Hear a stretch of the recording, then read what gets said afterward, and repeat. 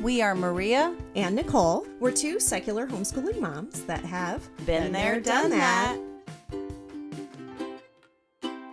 In today's interconnected world, technology, social media, and gaming have become integral aspects of our kids' lives, and this raises unique challenges and opportunities. We're going to explore some insights and strategies for homeschool teens as they balance their education, social interactions, and leisure in this digital age. Together, we'll uncover the ever-evolving intersection of homeschooling and the tech-savvy generation, shedding light on how these young learners harness the power of the digital realm for growth, connection, and self-discovery. And as usual, we want to stress that our podcast is an inclusive space for your everyday parents that are looking for education options. We are not here to convince you to homeschool.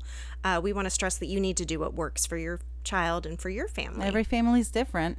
Absolutely. And you know your children best. So feel free to take what advice or information you get from here that works for you and chuck the rest. Good morning, Nicole.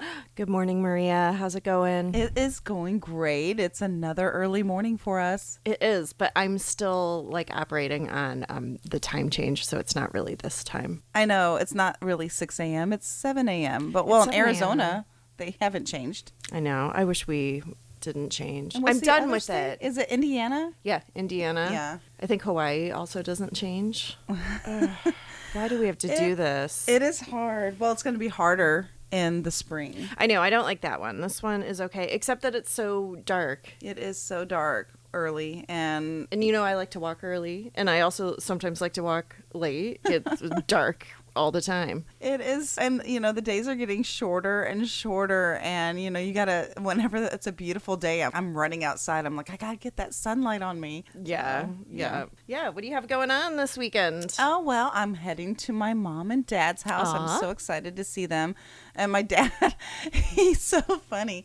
My friends gave me one of their old dryers, and it's a gas dryer, and it's going to replace my electric dryer. Oh. And I've hooked up gas before, and some people get real nervous, but I don't. I just put a soapy water bottle and spray it to make sure no bubbles come up. And my dad says, "Oh yeah, you just get a match." Oh gosh, no. And you can there's a leak by using a match, and I'm like, it's gas. It'll explode. He goes, yeah, but it's just a little explosion. It's not like the room's filled up with gas. Oh, gosh. And I'm like, I think I'm going to do the bubble method, Dad. Yeah. Or maybe a canary in a bird cage if it's dead. Oh, my God. Yeah, it does. Well, you know what kills birds is cooking with Teflon. Yeah. Or using your, when you clean your oven. Oh, the oven cleaner. They're sensitive. Something like that. Yeah. Yeah, there are environmental markers. They'll let us know. The frogs let us know too. Yeah. So be careful with your birds. Yeah, be careful with your birds. Oh my goodness. Anyway, so what are you up to? Well, we have our district for youth and government. I signed up to be a advisor this year for our youth and government team. So yeah, good for you. Yeah, no idea what I'm doing. Grand Prairie, we're just going there for the day, but it's an all-day thing. Everybody's doing their bills. No idea what to expect. Well, the teenagers kind of run it. You just kind of mentor or chaperone. Yeah, but everybody will be dropping their kids off to us, and then we'll be doing that. And then because I'm a crazy person, then we have to leave from there and then drive 4 hours to Fort Smith for a competition the next morning. Oh, a dance competition? Yeah. Oh my gosh. I know. Your schedule. Oh I'm trying to slow down as my kids get older, and I feel like you're ramping up, and you only have one left. I know. But it's that time of year. Like my husband was like, ooh, so hopefully you can rest because, I had crazy travel last weekend. And he was like, well, hopefully you can rest this weekend. I was like, oh, no. And then I'm like, also here on out for the next 4. I think I'm traveling or doing something. And then the holidays will kick in. Oh, my gosh. Oh, yeah. It's, I do love this time of year. I do. I love all the holiday stuff starting. Oh, and we have our education and toy list that we put together as from years and years of putting together. I hate walking in Walmart and just buying kind of crap plastic toys. Right. I've always wanted more quality things for my kids, but also for their friends, for their birthdays. So we put that on our website for people to take a look. I have all kinds of cool things on there that we've used over the years and our friends have used. So We didn't put books. Books are always on our list for our kids. And we have a lot of different book lists. We do, but yeah, these are like learning toys and having fun. Oh, it was fun. It was fun to do because, now that our kids are bigger, they all want, the toys get smaller and more expensive in digital. Yeah, my daughter wants all high quality tools. Yeah. And and apparently, I didn't know this, but motorcycles have their own specialized tools, and she doesn't have any, so she wanted some of that. And well, perfect. anyway, well, let's get into our episode. Let's talk about these teenagers. Yeah. Our digital landscape is rapidly evolving, and whether we like it or not, technology, social media, and gaming have become huge parts of the lives of our kids, especially our teenagers. Yeah, and with the rise of smartphones, social networking platforms, and increasingly sophisticated video games, our teens find themselves navigating a complex and dynamic intersection of virtual and real-world experiences. And if your kids are like ours, they probably know and understand a lot more about this and all this modern day tech than we do. Right? Like sometimes I get why my mom quit at the VCR. Like the use of technology, the influence of social media, the allure of gaming, it significantly shapes the lives of our children, especially during the teen years. These social, educational, and recreational dimensions of their life offer both opportunities and challenges. And this age of modern connectivity is reshaping the way that they communicate and how they learn and unwind, and it also can blur the boundaries between physical and digital realms. Oh, yeah, it really can. Like in that book, Ready Player One. Oh, I love that one. Yeah, and I think they made a movie of that one, I had John too. watch the movie. The book is so much better, The though. book is so good. I just took a travel back in the 80s with that book. Yeah. I loved it. And I know that every family is going to have different rules on how all of this technology is introduced. I'm one of those rare breeds that I didn't introduce any technology at all to my kids, including TV and shows, until after 5 years old, because I really wanted them to have a strong foundation in reading. I don't know if it made a difference. They're both readers, but, that's how I felt back then. But many kids got their start online with various apps and games, and that only grows as they get older. Right. And, teenagers often find connection in online gaming. That's where we kind of started out online, too. We all know that homeschooling is a big time saver over a more traditional school with more flexibility in their schedule, and that can allow them more time to explore their favorite virtual realms. Oh, yeah, for sure. And they can engage in cooperative and competitive gameplay with friends from all over the globe. Yeah, I've talked about how my kids all got back into Minecraft during COVID, and they started playing regularly with a group that was made up of some friends and some friends of friends, and they eventually became really close with a bunch that they would play with like every single night. And then those people traveled and stayed with me the next summer, and my kids have been to their other states to see them now. Oh, yeah. I remember thinking how crazy you were for having a bunch of house guests that you've never even met and sending your kids there. And their parents sent them to my house for like 10 days. Like, it was like a long that's trip. the first time they met, right? Yeah. Oh, my gosh. Well, we talk about all the time about hands-on learning and being present and how many opportunities our kids get to socialize in person because they literally have more hours in their day. But online gaming can also foster social interactions, teamwork, and problem-solving skills. Through digital adventures, homeschool teens can find a sense of camaraderie and shared experiences, and that can cultivate a diverse group of friends who share their passion for gaming. I know. It reminds me of that Felicia Day book. I've talked about it on here before, too. You're Never Weird on the Internet. It's her autobiography, and she's a famous YouTuber, big gamer. She's popular at Comic-Con kind of events. And she was homeschooled, too. Yeah, so she was homeschooled, and she has this whole funny section in her book about how her mom drove her to New Jersey to meet up with these internet people. And like a lot of them were like older guys, and it was really, it's hilarious. She's really funny. But, striking a balance and intersecting homeschooling and online gaming showcases how technology can enhance the social and educational experiences of today's teens. It can supplement what you're already providing for them and create additional avenues for personal growth and connection. So how do we approach using technology, social media, and other tech in our homeschool? Well, as you mentioned, finding balance. Find a healthy balance between screen time and other activities to ensure that technology doesn't consume the entire day. Remember, this episode is for high schoolers, and in a couple years, they're going to be off and on their own. It's our job to teach them effective time management skills to find balance in their academic work, their social life, and online activities. Yeah, and hopefully this is something you've been working on all along. But if not, start teaching them balance and good habits now. Like we talk a lot about balance here. And also online safety. Be mindful of sharing personal information online. Use strong, unique passwords to protect your accounts.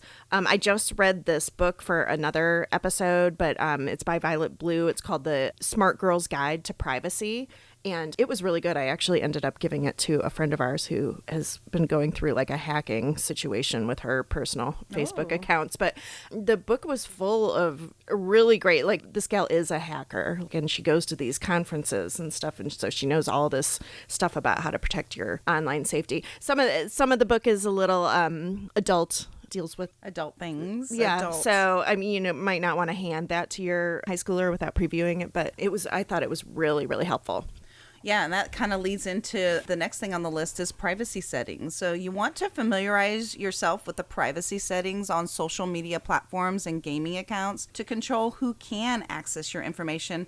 I remember when people lost their minds when they realized that kids were sharing their locations on Snapchat because that was the default feature, or maybe they changed that to the default feature, and then all of a sudden people are like, oh my God, everybody knows where my kid is. Right. So be sure you stay on top of that and don't blindly approve platforms that you're not familiar with. Yeah, I also had a rule with my kids that they couldn't be friends with friends of friends on social media. Like when you first got on there, you can be friends with people you know in person. But digital footprint, it's also important that they recognize that their online actions leave a digital footprint that can impact their future, such as college admissions or job opportunities. And maybe younger teens won't think that this is very important, but it's so crucial to teach them about appropriate sharing. More than likely, you've already had this conversation with them before high school. We always laugh. Jane had a Facebook account when she was little, or she was actually not old enough to have one, but she posted a status that was like, my Barbie password is this.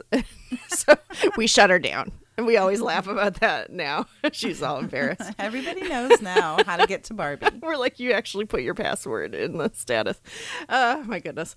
But also be critical of the content that kids consume online and in games. Ensure that it aligns with your values and doesn't promote harmful behavior. Right? Some of these teenagers may look like they're adults, but they're not. And they still need your guidance. You also want to consider media literacy. So you want to teach them the ability to discern credible information from fake news. We talked about this in critical thinking in previous episodes. And be aware of the potential for manipulation on the internet. I mean, for sure. Yeah. So teach them those skills. I know. Some of the grandparents need that skill too. It's ever evolving. Healthy relationships use technology and social media to foster positive, real world relationships rather than just substituting them with virtual connections. I mean, we've talked about how, we have friends online that we've never met in person that are like good friends. Right. And that's great. Make sure that not all of your friends are online. Right. And really the easiest way to do this is to be involved. Yeah. Know what they're playing and ask them how their game went. Keep an open dialogue and play with them too. I play racquetball with this guy, and he is a 14-year-old boy, and he doesn't understand why he's always in his room on his computer with the door shut. And I asked him what he's playing, and the guy literally had no idea what game he was even playing, who he was playing with. And I know this isn't typical for a homeschooler. Usually we're a little bit more involved, but it might be. And this is one of the great things about homeschooling is that we're present and we're there to guide them. So be there and guide them. Yeah, absolutely. It's important. And understand the potential risks of online cyberbullying and how to respond if you or someone you know experiences it. And at this age, it may seem like they aren't listening, but I promise that they are. So don't stop guiding them because you don't think that they're listening to you. They really are. They are always listening. I love it when I hear my kid like telling her friend advice that is advice that I gave. But by considering all of these factors, homeschooled teenagers can make informed and responsible choices regarding their use of technology, social media, and gaming.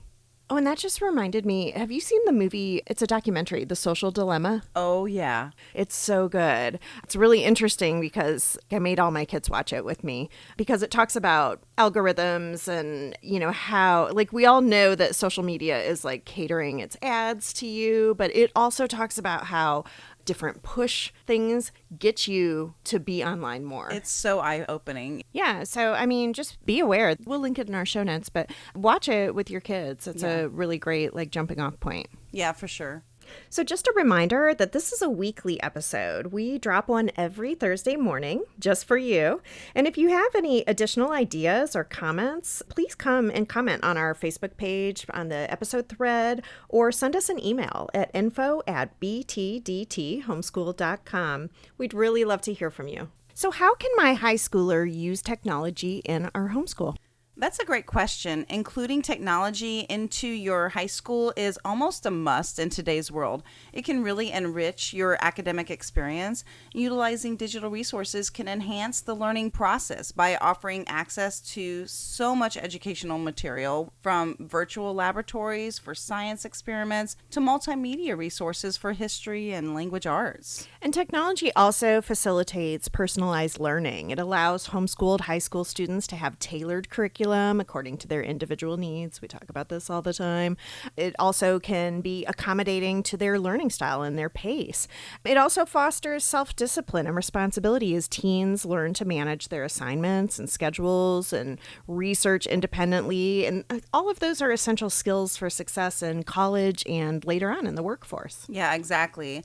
Also, our high schoolers taking dual enrollment courses in person and our college students taking classes in person at their universities requires them to be online for exams, discussion boards, and other assignments. So even though those are in-person classes, they're still needing that. So it's essential that they learn to navigate all of these things. So if you're one of those holdouts on technology, you may want to reconsider all the skill set that they're not learning that they're going to need. Right. So let's talk about how our homeschool high schoolers can effectively use this technology as a valuable tool in their homeschooling. Well, the first thing would be online resources. There's access to educational websites and digital textbooks and online courses, and that can supplement their learning. Yeah. There's also virtual classes. They can participate in those, webinars, all kinds of things to learn from expert instructors or connect with other homeschooled students.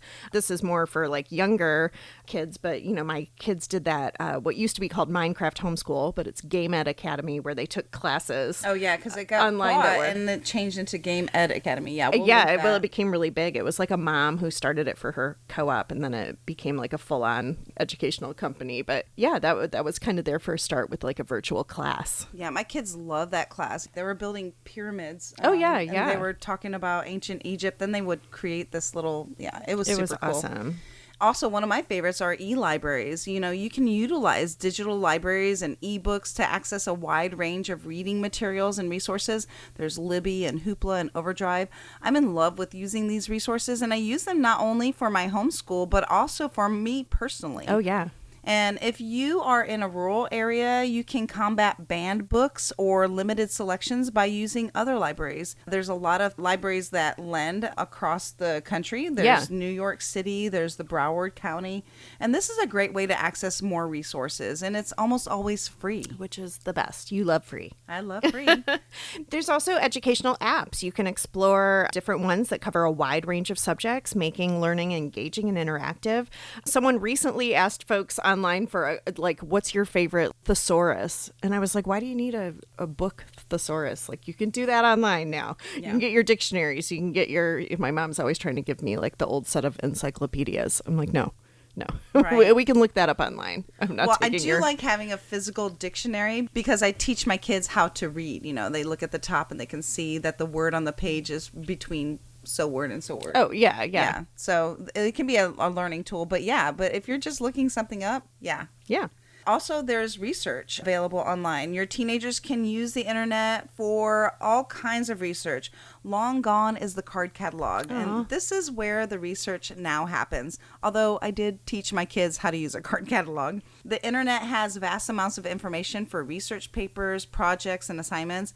One of my favorite resources is the Internet Archive. It's completely free and available to everyone, and it has so many resources. It's totally mind-blowing how many resources are here. I recently had an issue with a work website that I maintain, and I lost a bunch of data, and I used the Internet Archive, and I went back 6 months ago, and I got a snapshot of my entire website. What? It does it automatically for things that are no longer out there. It's kind of like a time capsule. And just the other day, I was listening to Eleanor Roosevelt give a speech. It literally has everything, and it's a great place for your kids to access things that you thought were long gone. Oh my gosh, that's really awesome. That's kind of over my head, I feel like, which sometimes technology is. I posted it on that freebies group recently. I posted it. If you haven't joined our freebies Facebook group, it's all kinds of resources that I source from all over the world, and I just put it on there. It's not us. It's not BTDT. It's just, so go out there and take a look at it. Yeah, I'll put it in the show notes too. Collaborate with peers on group projects using online collaboration tools and video conferencing platforms. You know, we're all, since COVID, experts in Zoom, right? Everybody knows. Isn't how that to funny? use it now. Like, that really did become like a household word. Everybody did it. And things like Google Docs. I used this with my Future City, and we use this with our Gemin groups to write collaborative essays. Everybody can access the same document and update. And all of those are really cool. Right. And even you and I use Google Docs to collaborate on creating podcast content. Oh, yeah. We're doing it right now. We're literally using our shared document right now as our jumping off point. Yeah, it's so easy. There's also digital note-taking. You can note-take with apps and tools to organize and store class notes and assignments. My kids also use shared Google Docs for note-taking with some of their classmates. I know, that's so smart. They would totally do that. Like, everybody's taking notes in the same document, and then if you miss something, somebody else got it. It's live. It's so cool. How cool is that? Yeah. Like, I would have loved that when I was in school. Some homeschooling programs use learning management systems to deliver and manage coursework. Google Classroom is one that a lot of people use. At the college, we used to use Blackboard. They use Brightspace, Canvas. Yeah, and the college where our kids are dual enrolled right now, they just introduced a new one this semester called Pulse. Have you seen that? No. Yeah. And the theater that both our kids are in also creates a Google Classroom for each of the productions for the cast and the directors to collaborate and share information. They started that a couple of years ago, and it's so much nicer than our old email method that they used to do. Like, it really does organize all of the things right there. And they're very easy to use. You guys, I am not a techie person. She's not, I swear. Maria gets frustrated with me about it. But, I love you. But those Google resources, and they're really, really easy. It's hard to mess those up. You can also, there's so many STEM resources online. You can access online resources and simulations for science, technology, engineering, math, STEM subjects. Yeah, my kids, and I think yours too, took their high school biology classes in person with full labs. But when mine were younger, we decided to do some dissections when they were, I think, 8 and 11. And we did them at home, and I ordered the things online, and I just followed along with a YouTube video, and they explained everything. We did a worm. We started with a worm, and we did a starfish, and we did a frog. So, awesome. Yeah. Awesome. You can also use language learning apps and websites to study foreign languages. And I mean, that is just so cool because you have all that pronunciation software like built right in, and it's brilliant. Yeah, and everybody loves Duolingo. But my kids also took some classes from Homeschool Spanish Academy. That's really popular. They have live teachers from Guatemala, and they do live one-on-one classes. And also we FaceTime with abuelo and abuela, and the pronunciation is built in there too. Of course. Khan Academy has a lot of resources for free. I know that we did an hour of code. That was one of the first things. After we did Scratch from MIT, which is a free software you can download, we did hour of code, and then they have the classes on Khan Academy. It's super cool. There's so many resources. Those are all totally free. You can also get a lot directly from your local library, and a lot of those have subscriptions that are really expensive, but you just need your library card. You log in from your home, and your account is totally paid for, and then you can go through the whole thing. Yeah, I just remembered that our library did a foreign language. Mango was the program. Oh, yeah, we did Mango. Yeah, because that's like expensive to buy it separately, but they offered it for free. Well, when my kids were super young, they had Rosetta Stone. Yeah. And then they switched to Mango. Yeah, that's super cool. And I mean, check out your local library and get your card, get your number, and log in, because just on the website, you can literally just go through that and access so much software. There's so many resources. And, I actually sent my mom to the local library. She lives in Florida, and so they cater to older people, but she takes a class on like how to use her iPad. Oh, that's brilliant. Yeah. I love that. They even have like a tech person who's there all the time. If she's having trouble with something, she can just pop by and that guy will help her with stuff. Maybe we need to do that sometimes. I know. Maybe I need to sign up. I mean, that's how my grandma taught herself Word Perfect. Oh, Word Perfect. And like how to use her computer.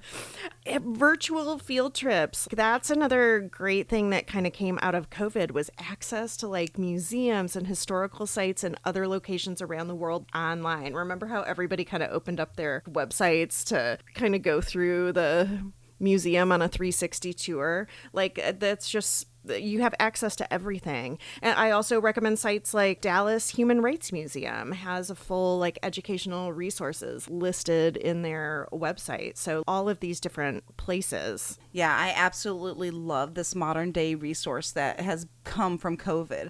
I mentioned in a recent episode that I was hanging out online at the Louvre in Paris the other day. I also love wildlife cams. I do too. Yeah, I remember during COVID I watched some bald eagles hatching. Oh my gosh, so I love fun. that. There's also online tutors. You can seek help from educators online when needed for specific subjects or topics. Places like, again, Khan Academy are great for this. We've also used a math curriculum, but if we're struggling with a certain concept, we always hit up Khan Academy for that math help. Yeah. We just looked up that concept and they explained it right there. And also on YouTube, you can find a video for everything. Everything. You can create digital portfolios to showcase your kids' work and accomplishments. I saw a That's thread. a great idea. Yeah, I saw a thread about that specifically for like artists online the other day. Somebody was talking about how they, use an Instagram just to showcase that, and that's actually often a requirement for college applications. Like, show us also your portfolio online. And also, after high schoolers finish a unit study, we typically think of a research paper to maybe wrap it up. But you can get really creative with this. So that your kids can create a digital presentation with PowerPoint or another presentation software. They could even create a blog or a website or a podcast. Or a podcast. In lieu of a traditional research paper. And I think I mentioned last week that my kids use PowerPoint for their Christmas lists. Yeah. It's a great way to teach them. Yeah. And there's also a lot of time management tools. There's a lot of apps and tools to help balance their academic schedule. Nicole and I both love checklists, and I also love using Trello. And there's another app that I use sometimes when I'm doing time blocking called Time Finder. Time blocking is really popular. Elon Musk made that popular. It's like when you're focused heavily on one thing at a time and you block out your day. And it's supposed to be super productive. I find it very productive. And the key is to find something that works for your teenager, that makes them happy to use. They may not use what works best for you. If it's an app, you may want to also log in with the same ID or use a shared app so you can communicate assignment completion this way. Many high schoolers are doing more and more of their own time management. And we're starting to hand off the torch with guidance, of course. Yeah. And like we said, your teens might know better than you some of these newer things. My daughter turned me on to Google Keep. Yeah. And I organize a lot of my... that out. Oh, it's so cool. It's so cute. I'm so glad that she showed it to me because it's made my life easier.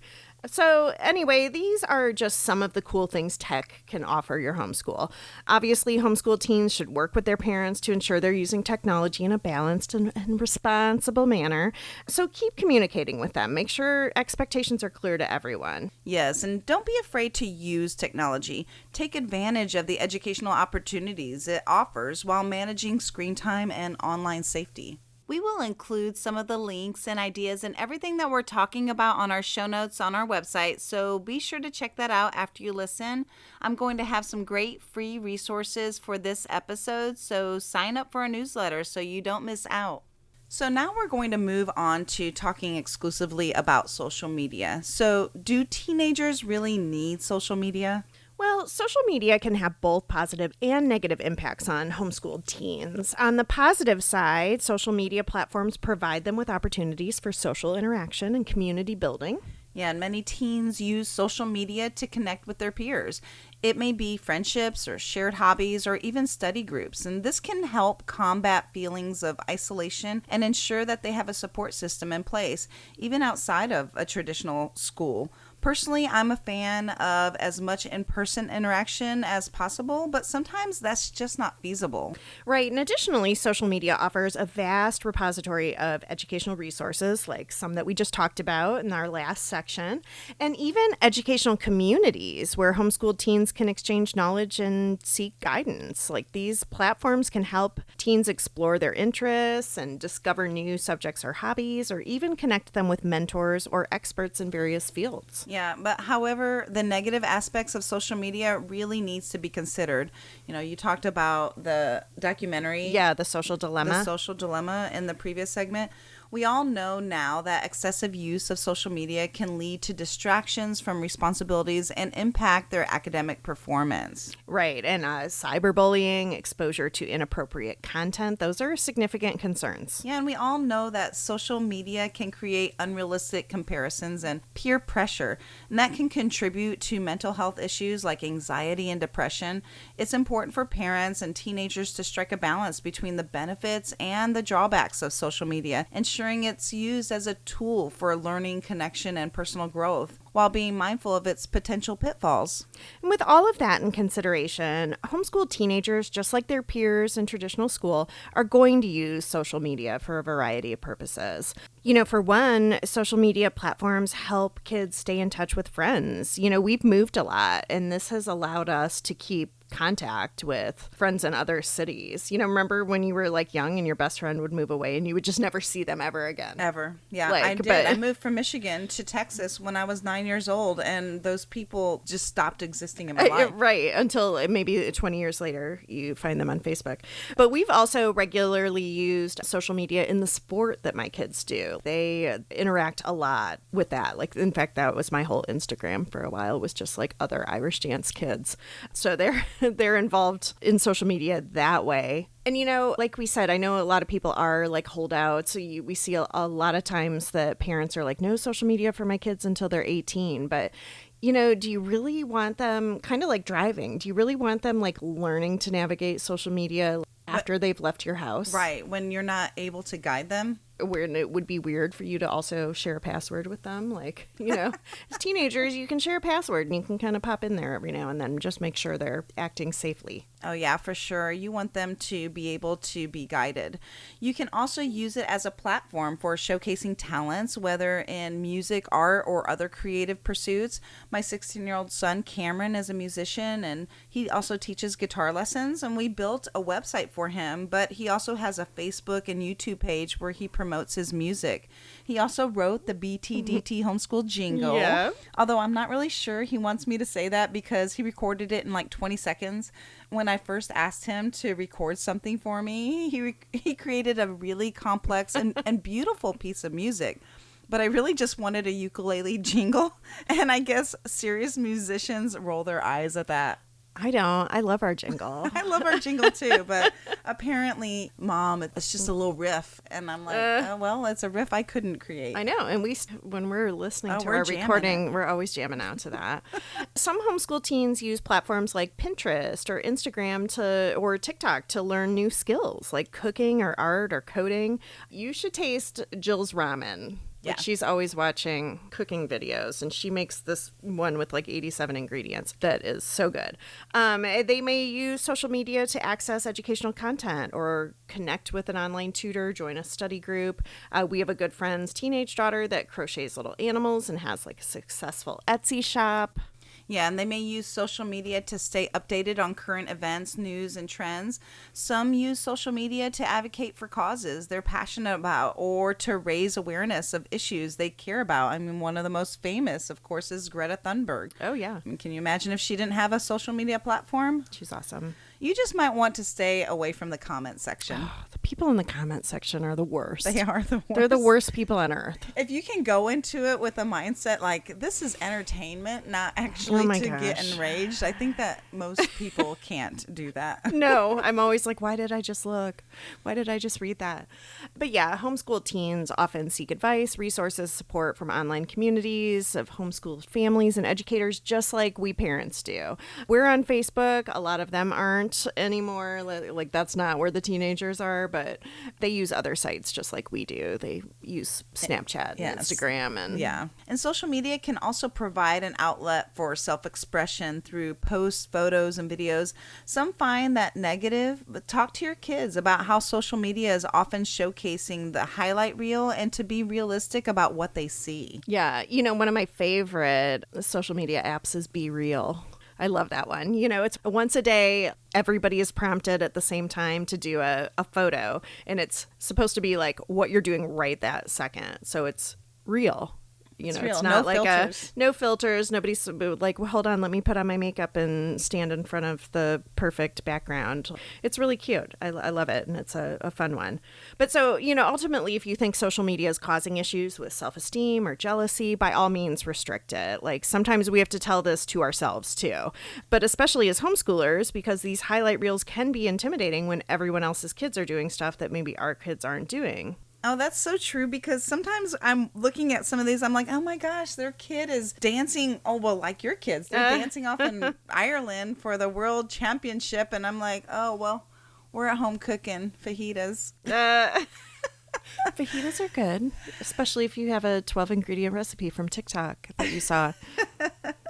Well, we've really covered a lot in this episode, exploring the digital landscape for these teenagers. Right. And, like we said before, it's crucial for homeschooling parents and teens to approach technology use with care. Find a balance, there's that balance again, between the valuable connections and the learning opportunities it offers while still being mindful of challenges of time management and online safety. Right. So join us next week for episode 56 when we talk about how to develop a unit study.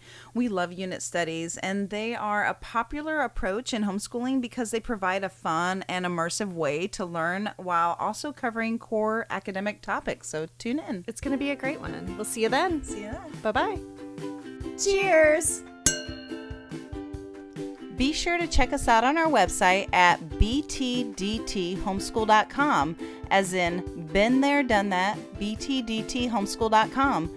You can join our mailing list and get news and updates on future podcasts, and be sure to subscribe on your favorite podcast platform and follow us on social media, Facebook, Instagram, Twitter, TikTok, at the BTDT Been There, Done That Homeschool Podcast.